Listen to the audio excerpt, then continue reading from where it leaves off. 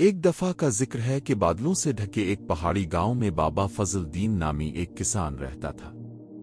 وہ دن بھر اپنے چھوٹے سے کھیت میں سخت محنت کرتا، لیکن اس کی فصل بمشکل اتنی ہوتی کہ وہ اور اس کی بیوی دال روٹی کھا سکیں۔ گاؤں کے دوسرے لوگ اسے غریب سمجھتے تھے، لیکن بابا فضل دین خود کو بہت امیر مانتا تھا کیونکہ اس کے پاس شکر اور توکل کا خزانہ تھا۔ ایک سال سخت قحط پڑا۔ پورے گاؤں کی فصلیں جل گئیں اور کنویں خشک ہو گئے۔ لوگ بھوک اور پیاس سے نڈھال ہونے لگے۔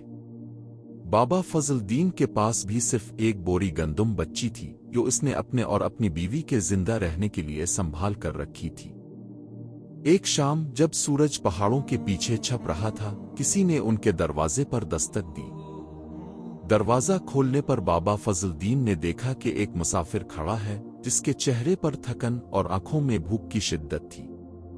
مسافر نے نحیف آواز میں کہا، میں 3 دن سے بھوکا ہوں، کیا مجھے کچھ کھانے کو مل سکتا ہے؟ بابا فضل دین نے ایک لمحے کے لیے بھی نہیں سوچا، حالانکہ وہ جانتے تھے کہ ان کے گھر میں صرف اتنی ہی گندم ہے جو ان دونوں میاں بیوی کے لیے چند دن کافی ہو سکتی تھی۔ انہوں نے مسافر کو اندر بلایا اور اپنی بیوی سے کہا کہ وہ روٹی تیار کرے۔ اس رات بابا فضل دین اور ان کی بیوی نے پانی پی کر رات گزاری اور اپنا سارا کھانا اس مسافر کو کھلا دیا۔ مسافر نے کھانا کھایا، بابا کو دل سے دعائیں دیں اور صبح ہوتے ہی اپنے راستے پر چل پڑا۔ اگلے ہی دن جب گاؤں میں ہر طرف مایوسی پھیلی ہوئی تھی، اچانک آسمان پر گہرے بادل چھا گئے اور ایسی موسلا دھار بارش ہوئی کہ بابا فضل دین کا سوکھا ہوا کھیت پانی سے بھر گیا۔ چند ہی دنوں میں بابا کے کھیت میں ایسی ہری بھری اور شاندار فصل لہرانے لگی جو پورے گاؤں میں کسی اور کے پاس نہیں تھی۔ جب انہوں نے کٹائی کی تو اس ایک بوری گندم کے بدلے اللہ نے ان کی زمین سے اتنی برکت دی کہ ان کے گودام بھر گئے۔